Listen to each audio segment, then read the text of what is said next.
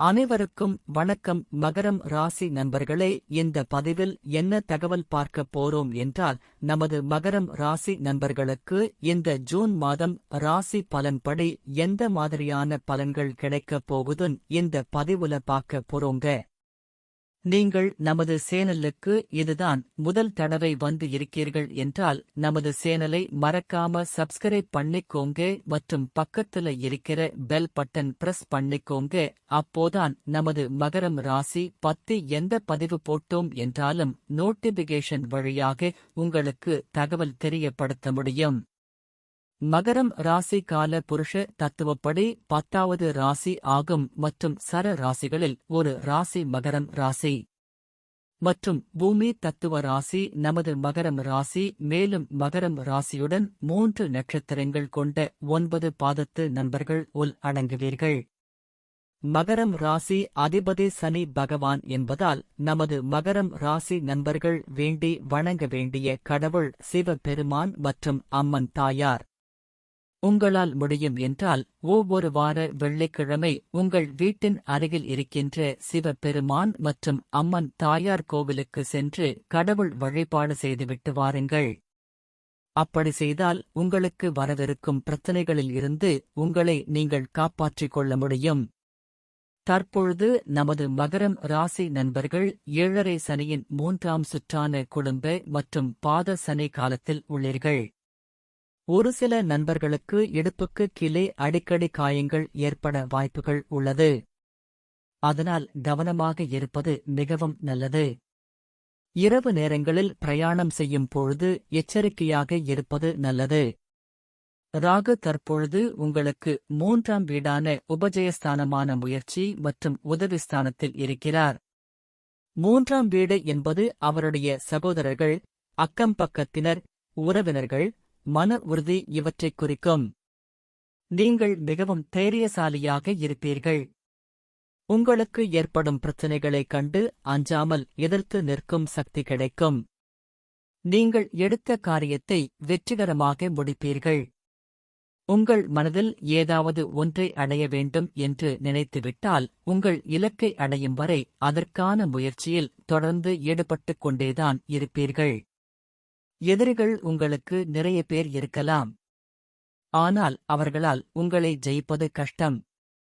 நீங்கள் கதை எழுதுபவர்களாகவோ, பத்திரிகையாளராகவோ, வானொலியில் தொகுப்பாளராகவோ, தொலைக்காட்சியில் பிரபலங்களாகவோ இருந்தால் அது உங்களுக்கு வெற்றிகரமான தொழிலாக அமையும். தகவல் தொடர்பு சம்பந்தப்பட்ட செயல்களில் நீங்கள் வெற்றி சிறந்து விளங்குவீர்கள். சிலர் அரசியல்வாதியாக இருப்பதற்கும் வாய்ப்புகள் உள்ளது. உங்கள் மனைவியின் மூலமாக உங்களுக்கு நிறைய சொத்துக்கள் வருவதற்கும் வாய்ப்பு உண்டு. உங்களுக்கான வாழ்க்கை துணைவி, குழந்தைகள், வீட்டில் செல்வம் இவை அனைத்தும் திருப்தி தரும் வகையில் அமையும். வெளிநாட்டில் உள்ள நண்பர்களுடன் நட்பு வைத்திருப்பீர்கள். இதனால் உங்களுக்கான ஆதாயங்கள் அதிகம் கிடைக்கும். உங்கள் வியாபாரத்தை திறமையான வழியில் முன்னேற்றப் பாதையில் கொண்டு செல்வீர்கள். உங்கள் கையால் செய்யப்படும் முதலீட்டின் அளவு பல மடங்கு லாபமாக உங்களுக்கு கிடைக்கப்பெறும். உங்கள் தொழிலை விரிவு செய்ய வெளிநாட்டு பயணம் கூட மேற்கொள்வீர்கள். தற்பொழுது சுக்கிரன், புதன், சூரியன் மற்றும் குரு ஆகிய 4 கிரகங்கள் உங்கள் 5ஆம் ஸ்தானமான பூர்வ புண்ணிய ஸ்தானத்தில் இருக்கிறார்கள். 5ஆம் இடத்தில் சுக்கிரன் இருப்பதால் வசதி வாய்ப்பு, பூர்வீக சொத்து, கல்வியில் மேன்மை, மகிழ்ச்சியான மணவாழ்வு, பெண் குழந்தை யோகம் உண்டாகும். 5ஆம் இடத்தில் புதன் இருப்பதால் என்ன பலன் என்பதை பார்ப்போம். நீங்கள் நகைச்சுவை உணர்வு மிக்கவராக இருப்பீர்கள். உங்களுக்கு பட்டப்பெயர் ஒன்று இருக்கும். மிமிக்ரி செய்வதில் நீங்கள் வல்லவர்கள். நீங்கள் காதல் உணர்வு மிக்கவராக இருப்பீர்கள். நீங்கள் மேடையில் பேசும்போது உங்கள் பேச்சை அனைவரும் இரசித்து கேட்பார்கள். நல்ல அறிவு மற்றும் திறமை உள்ளவராக நீங்கள் இருப்பீர்கள். 5ஆம் இடத்தில் சூரியன் இருப்பதால் என்ன பலன் என்பதை பார்ப்போம். 5ஆம் வீட்டில் சூரியன் இருப்பதால் நீங்கள் புத்திசாலி மற்றும் ஆற்றல் நிறைந்தவர்கள். உங்களின் பலம் தைரியமாகவும் விசித்திரமாகவும் இருக்கும். நீங்கள் மற்றவர்களிடம் அதிக உணர்திறன் உடையவர்கள். 5ஆம் வீட்டில் சூரியன் இருக்கும் நீங்கள் பொதுவாக உங்களை சுற்றியுள்ளவர்களால் விரும்பப்படுவீர்கள். நீங்கள் ஆபத்து மற்றும் புதிய சாகசங்களை எடுப்பதில் துணிச்சலானவர்கள். சில சமயங்களில் சூதாட்டம் மற்றும் பந்தயம் கட்டும் பழக்கத்தை நோக்கி உங்களை அழைத்துச் செல்கிறது. வாழ்க்கையின் பல்வேறு அம்சங்களில் சிறந்து விளங்குவீர்கள். 5ஆம் வீட்டில் குரு இருந்தால் நல்ல அறிவாற்றல் ஏற்படும். பரந்த மனப்பான்மை, பொதுக்காரிய ஈடுபாடு ஏற்படும். சிறந்த குடும்ப வாழ்க்கை அமையும். பெரியோர்களின் ஆசி கிடைக்கும். 5இல் குரு தனித்து இருந்தால் புத்திர தோஷம் ஏற்படும். அதே நேரத்தில் சுப கிரகத்துடன் சேர்க்கை பெற்று இருந்தால் சிறப்பான புத்திரபாக்கியம் அமையும். 2ஆம் வீட்டில் சனி இருப்பதால் உங்கள் குடும்பத்தினருடன் அடிக்கடி பிரச்சனைகள் ஏற்படும். நீங்கள் சற்று பொறுத்து போவது நல்லது. ஒரு சிலருக்கு சிறிது அளவில் காயங்கள் ஏற்பட வாய்ப்பு உள்ளது. பணம் விஷயத்தில் எச்சரிக்கையாக இருப்பது நல்லது. நீங்க கொடுக்கல் வாங்கல் தொழில் செய்பவராக இருந்தால் மிக எச்சரிக்கையாக இருப்பது நல்லது. கடன் வாங்குவதற்கு முன்னர் யோசிப்பது நல்லது. உங்கள் ரகசியங்களை யாரிடமும் பகிர்ந்து கொள்ளாமல் இருப்பது நல்லது. வேலை செய்யும் இடத்திலே உங்களுக்கும் உங்கள் உயர் அதிகாரிக்கும் பிரச்சனைகள் ஏற்பட வாய்ப்பு உள்ளது. நீங்கள் அமைதியாக சென்றால் பதவி உயர்வு மற்றும் ஊதிய உயர்வு கிடைக்க வாய்ப்புகள் உள்ளது. குருவின் பார்வை பலன்கள் பற்றி பார்ப்போம். குரு உங்கள் 5ஆம் இடத்தில் இருந்து 9ஆம் இடமான பாக்கிய ஸ்தானத்தை பார்க்கிறார். இதனால் உங்களுக்கு திருமண யோகம் உண்டாகும். உங்கள் ஜாதகத்தில் செவ்வாய் தோஷமோ அல்லது கால சர்ப்ப தோஷமோ இருந்தால் அதற்கு தகுந்த மாதிரி பரிகாரம் செய்துவிட்டால் உங்களுக்கு ஏற்ற வரன் வெகு விரைவில் கிடைத்துவிடும்.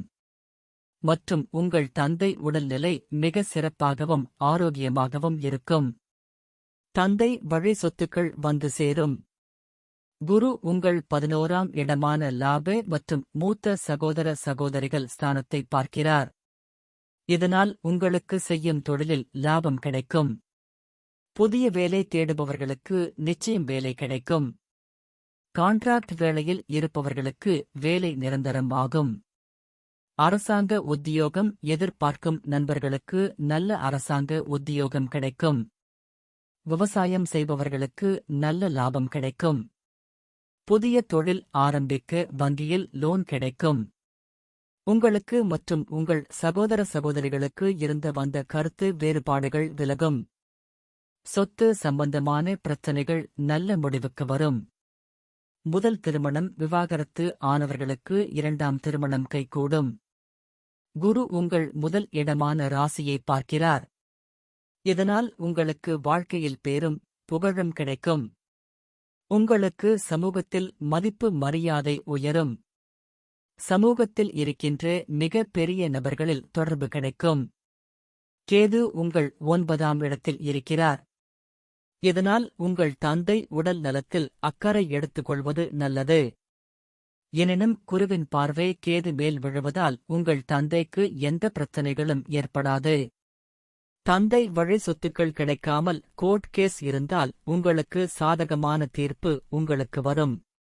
மேலும் நாம் கூறிய கோச்சார ரீதியான பொது பலன்கள் உங்களுக்கு பிடித்து இருந்தால் நமது சேனலை மறக்காம சப்ஸ்கிரைப் பண்ணிக்கோங்க.